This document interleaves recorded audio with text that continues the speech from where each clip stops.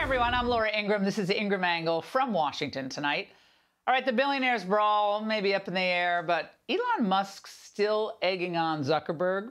So coming up, I get into the octagon with MMA legend Colby Covington, and he shows me what both men should expect. But first, where real crime pays. That's the focus of tonight's angle. Now, while Democrats pursue political prosecutions against former President Trump, real criminals are wreaking havoc across the country. Now, given the pathetic leadership in places like San Francisco, Chicago, Washington, D.C., and New York, hardened criminals feel emboldened. Heck, they feel unstoppable. Now, you're watching a vicious attack that occurred in broad daylight against Rand Paul staffer Philip Todd back in March on 8th Street Northeast, and that's not far from where yours truly once lived. He was stabbed in the head, unprovoked, allegedly by a man who was released from prison a day prior. The video was just released. Mr. Todd ended up with a fractured skull.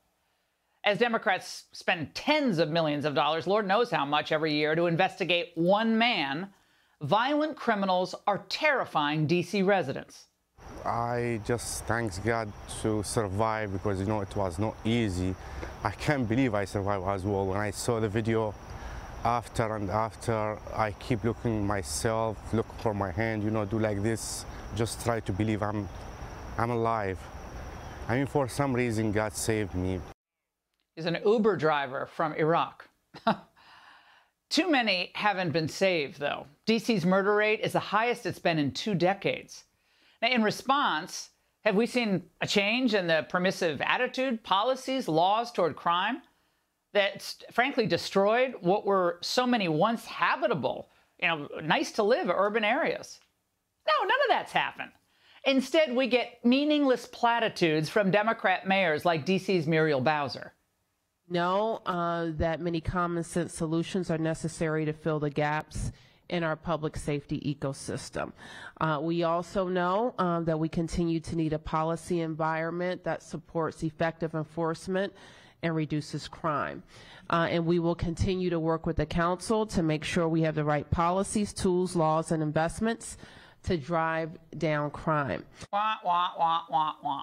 Notice she doesn't address the problem of repeat offenders, including the thug who was arrested for abusing women. Even the Washington Post can't avoid reporting on this one, saying a man released from detention after being charged with inappropriately touching 3 women on Sunday in Northwest Washington was arrested again 2 days later, accused of sexually abusing 3 more women in broad daylight near downtown. And reminiscent of the violence plaguing the New York subway system, a man was killed right by the Columbia Heights metro station last night. That's in an upcoming neighborhood with plenty of trendy restaurants, by the way. And even the area around Kamala's alma mater, Howard University, that's not safe. A massive brawl left 1 student stabbed and others injured earlier this week. One of the victims told a local station, "I was prepared to die. When I was on the ground getting stomped out, I just stopped feeling the pain at one point." Now, these are our kids. Now, as a former longtime resident of D.C., I am both saddened and, frankly, just enraged that politicians let this happen and that the voters still haven't gotten the message. Democrats are destroying our cities. Destroying a lot, but they're definitely destroying our cities. But frankly, it's not just the big cities. Wild attacks are happening in small-town America as well, like Middletown, Connecticut, where a police officer was overwhelmed by a hammer-wielding nut that ran at her full speed. Stop! Stop! Hold up!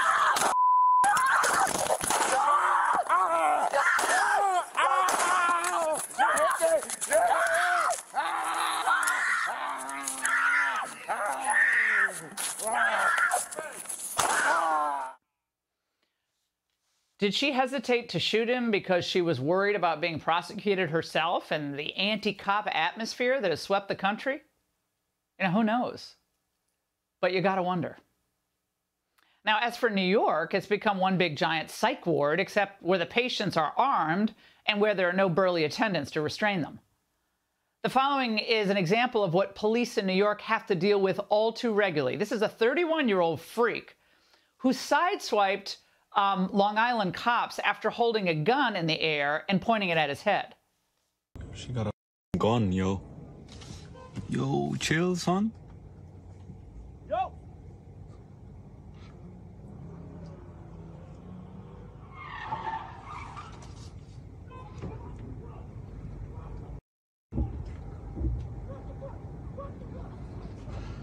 Yo, that's crazy. That's crazy. Yeah, obviously the cops had to sideswipe her there to, get her to put the gun down. Now, Kyber Calderon, also known as Hannah Carrillo, toted that pistol while standing in the middle of an intersection. That was at North Belmar and New York around 2:20 p.m., again, during the day. According to Nassau County Police, his rap sheet included a June 8th arrest for third-degree burglary, followed by another arrest the next day for second-degree burglary and trespassing. So you see it, don't you? The revolving door of justice. It's so compassionate, isn't it?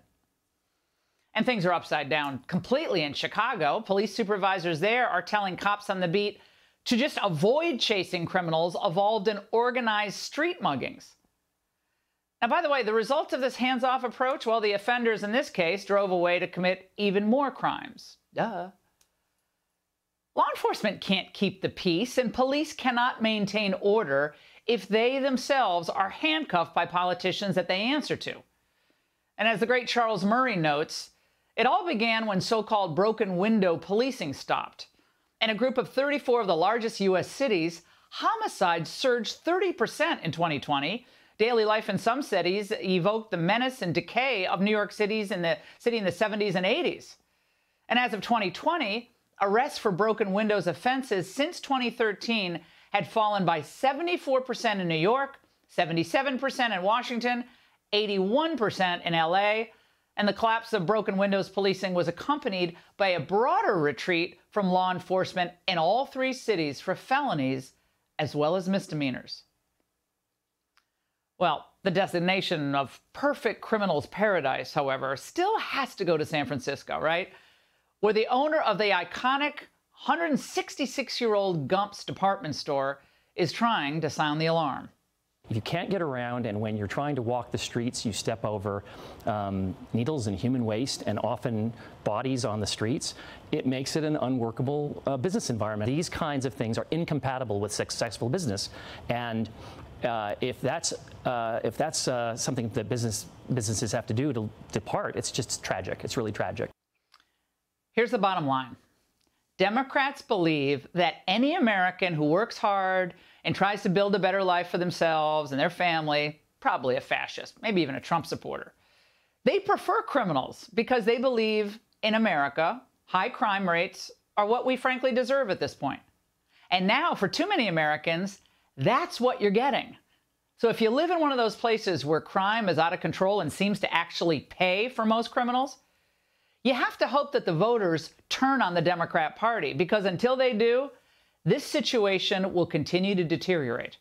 And that's The Angle. Hey, Sean Hannity here. Hey, click here to subscribe to Fox News YouTube page and catch our hottest interviews and most compelling analysis. You will not get it anywhere else.